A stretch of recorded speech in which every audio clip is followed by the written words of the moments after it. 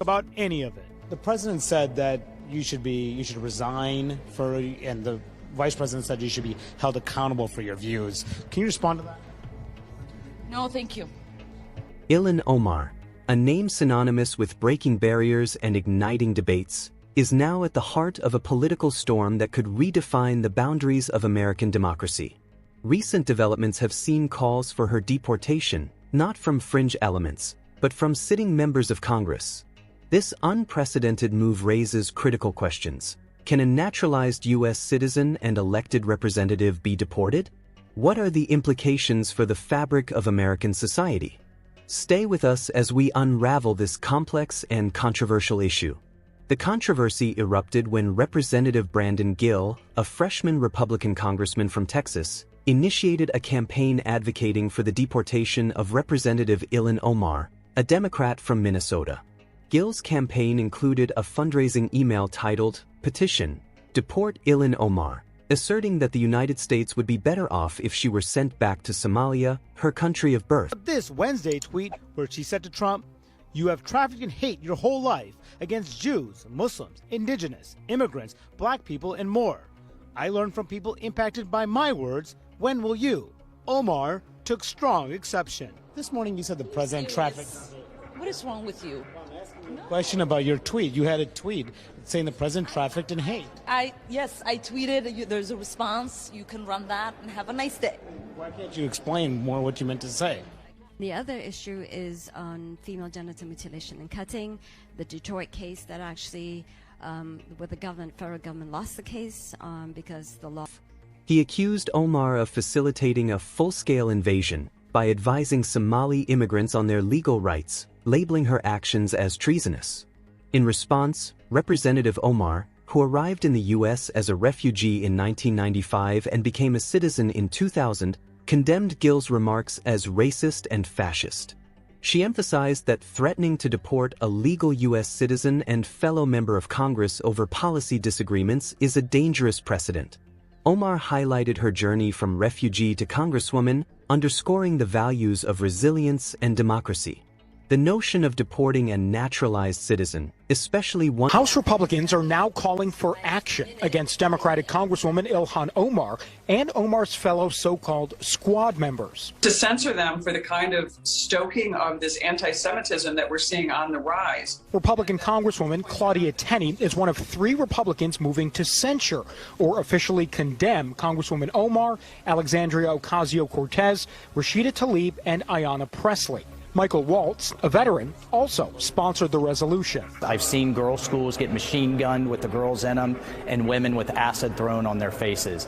Those are atrocities. And to say that the United States or Israel has done anything even approaching that is offensive. Calls to condemn Omar began last week when she asked Secretary of State Anthony Blinken about international investigations of war crimes that named the U.S., Israel, Hamas, and the Taliban. Where do we think the victims of these supposed crimes can go for justice? Omar then tweeted that the U.S. and Israel, along with Hamas and the Taliban, all committed atrocities. Lumping them together drew strong rebukes from both parties. Congresswoman Ocasio-Cortez defended Omar. Their comments were absolutely mischaracterized. She was very clearly speaking about the ICC investigations. Some Republicans compare Omar to Republican Marjorie Taylor Greene. Greene's posts elevating violence towards some Democratic leaders got her removed from her committees. It's a comparison Democrats dismiss. They're straining and struggling to find an equivalency that just doesn't exist. So this resolution itself, important to remember, may very well likely not even come up for a vote. And even if it did, it's just a public condemnation. It doesn't have any teeth to it. But we are hearing that the top Republican in the House, Kevin McCarthy, may introduce another resolution that, if passed, would actually strip Congresswoman Ilhan Omar of her committee assignments. Of course, he would need some Democrat support on that. So Democrats control the House. They have the majority. That may not be likely, but it would be a moment where Kevin McCarthy could at least get Democrats on the record as having voted the way that they did on that resolution. Rob, Marnie? Joe, you mentioned those comparisons. Serving as an elected representative is unprecedented and legally unfounded. U.S. law protects citizens from deportation, and such actions against a sitting member of Congress would challenge the core principles of the Constitution. Legal experts argue that these threats are not only baseless but also serve to intimidate and marginalize immigrant communities. This incident reflects a growing polarization within American politics, where policy disagreements escalate into personal attacks. Such actions could deter civic participation among immigrants and minorities, undermining the democratic process. Moreover, using deportation as a political tool sets a concerning precedent that could be exploited against any dissenting voice. The calls for Ilhan Omar's deportation are more than just political posturing. They strike at the heart of what it means to be an American. This situation challenges us to reflect on our commitment to democratic principles, civil discourse, and the protection of individual rights. As this story unfolds, it serves as a stark reminder of the fragility of the freedoms we often take for granted. What are your thoughts on this unprecedented situation?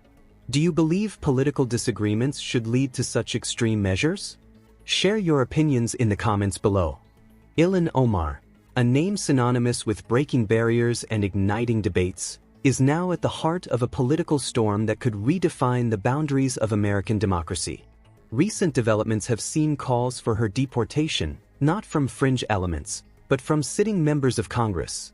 This unprecedented move with Republican Congresswoman Marjorie Taylor Greene. I understand she just held a press conference just a short time ago, apologizing for some comments that she recently made. Elaborate on that, please. Yeah, it was sort of an impromptu thing. We found out late in the day Marjorie Taylor Greene just went outside the Capitol here behind us, and she apologized for comparisons that she made to the Holocaust and to mask mandates, and comparing Democrats to the Nazi Party. She actually said that she went to the Holocaust Museum here in Washington, that she had learned some lessons, and that she wanted to come out and just admit that she was wrong for making those comparisons. And again, that comes today on a day when we're hearing a lot from Republicans about anti-Semitism and all the rest, and trying to also put that toward Ilhan Omar as well. Interesting, the timing on that, and again, something we didn't really expect to hear this morning, but an impromptu thing from Congresswoman Marjorie Taylor Greene just this afternoon. All right, Joe Khalil in D.C. tonight. Joe, thank you. On this committee for one term, my voice will get louder and stronger, and my leadership will be celebrated around the world as it has been.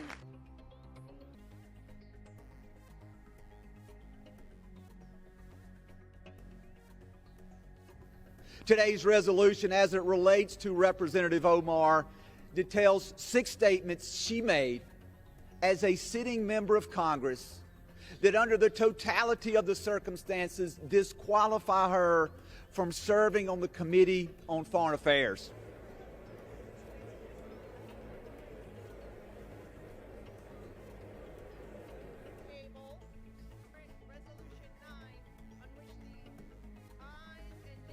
Don't tell me this is about consistency. Don't tell me that this is about a condemnation of anti-Semitic remarks when you have a member of the Republican caucus who has talked about Jewish space lasers and an entire amount of tropes, and also elevated her to some of the highest committee assignments in this body. This is about targeting women of color in the United States of America. Don't tell me, because I didn't get a single apology when my life was threatened. The representative can say whatever the heck she wants, but we don't have to accept it or embrace it. Individuals who hold such hateful views should rightly be barred from that type of committee. This institution is better because of her leadership, and the Foreign Affairs Committee benefits from her perspective. So let's talk about what's really happening. Republicans are waging a blatantly Islamophobic and racist attack on Congresswoman Omar. And I've said it before, I will say it again. The white supremacy happening is unbelievable. This is despicable. We're not removing her from other committees. We just do not believe when it comes to foreign affairs. Levels for which she was not qualified in those years.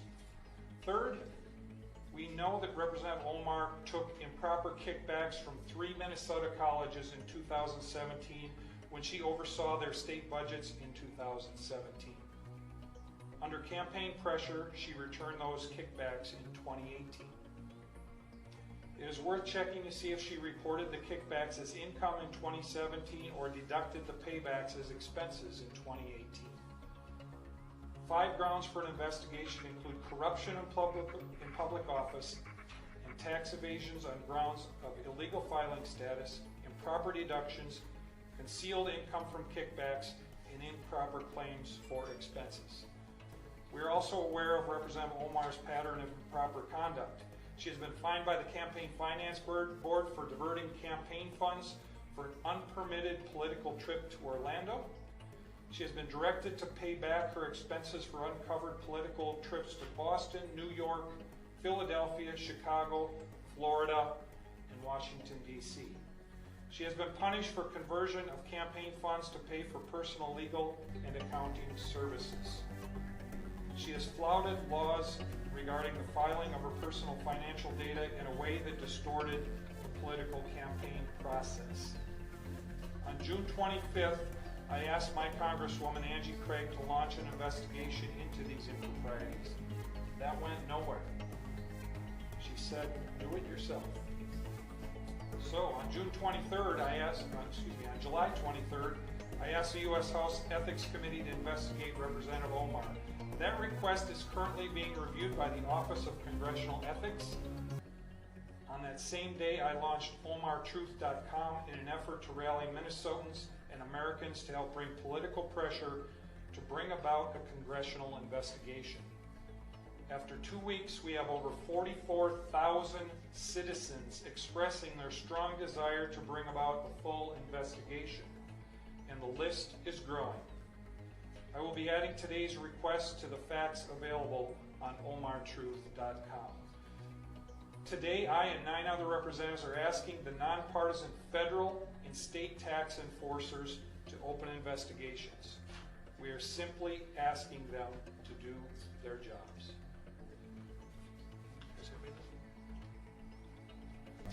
Questions, anyone? Do state lawmakers have sway to influence the IRS or the Department of Revenue? Have you successfully asked in the past? I think certainly there's precedent, and I think it's incumbent upon us, Mary, lawmakers, the media, and others, when they see very clear, blatant violations of our laws, to find every way we can to appeal to the people who can investigate and prosecute those laws. And that's what we're doing here today. How would a state lawmaker investigate our citizens? Have any special sway or ability to request? You know, I don't think so. You know, I guess the fact that we each represent 40,000 people might be helpful, and it might be something that that those individuals take under consideration. But this gives us an ability, I think, to, in an organized, deliberative fashion, say, we have asked the Minnesota Department of Revenue to do their job. We have asked the IRS to do their job. Before we got here today, we don't know if they have been fully informed and appraised of these facts. After today, we can be sure that they've been fully informed and appraised of these facts. So President Trump has an obvious place in this as a federal executive branch. Would you like him to ask the IRS to do this? You could have more sway. Well, he would have a lot more sway. Yeah. You know, I don't know that it's really our job to make that request to the president. I think he is aware of what is going on. I expect he is. You know, this effort today may make him more aware of some of those details, and it will be his decision as he looks at the facts and the circumstances in Washington to make that call. Is that part of your goal today, to get more of his attention? I think it's our goal to get his attention and every American's attention about what is going on here. It seems to me that that if this was a conservative Republican, that we would already have action going forward. And the fact that no one is above the law needs to be remembered here, and our agencies need to do their work. If it was a conservative Republican, there's a lot of questions about President Trump's home taxes. Do you think he should be investigated for his own taxes? people have asked President Trump to bring his taxes forward for political reasons. I don't know that there's been anything expressed to show that there's probable cause. I was 20 years old and et cetera, I'd like to know, will you be able to make a statement against FGM, because that's an issue in Detroit. It would be really powerful if the two Muslim congresswomen, yourself and Rashida, would make a statement on this issue.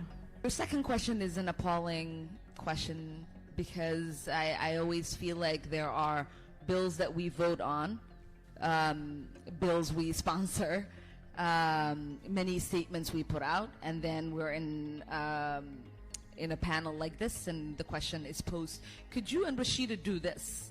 And it's like, how often should I make a schedule? Like, does this need to be on repeat every 5 minutes? Should I be like, so today I forgot to condemn Al-Qaeda.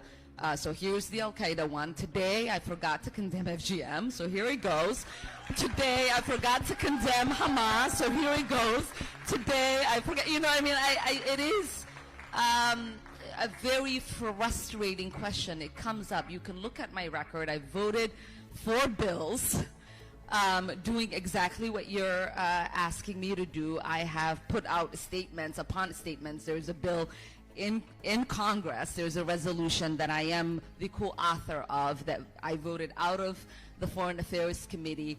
And so I am, I think, quite disgusted, really, to be honest, that as Muslim legislators, we are constantly being asked to waste our time speaking to issues that other people are not asked to speak to, because the assumption exists is that we somehow support and are for, right? No, there is an assumption. So I want to make sure that the next time someone is in an audience and is looking at me and Rashida and Abdul and Sam, that they ask us the proper questions that they will probably ask any member of Congress or any legislator or any politician, and would not come with an accusation that we might support something that is so abhorrent, so offensive, so evil, so vile. What we look for, and what this whole conversation is about, is that not only do we not have internalized fears about what we might believe and how that gets implemented, but that we also don't have, right, assumptions about what our value basis might be because of where we might come from and who we pray to. And so I would like, not just for you, but for everyone, to know that if you want us to speak as politicians, American politicians, then you treat us as such. The young lady yields back. Talk about what Representative Omar has said, talking about that, because I think it's important to put this in context. In February of 2019, Representative Omar tweeted, and I quote, "It's all about the Benjamins, baby," in reference to American support for Israel. She said that AIPAC was buying. Raises critical questions. Can a naturalized U.S. citizen and elected representative be deported? What are the implications for the fabric of American society? Stay with us as we unravel this complex and controversial issue. The controversy erupted when Representative Brandon Gill, a freshman Republican congressman from Texas, initiated a campaign advocating for the deportation of Representative Ilhan Omar, a Democrat from Minnesota. Gill's campaign included a fundraising email titled, "Petition, Deport Ilhan Omar," asserting that the United States would be better off if she were sent back to Somalia, her country of birth. He accused Omar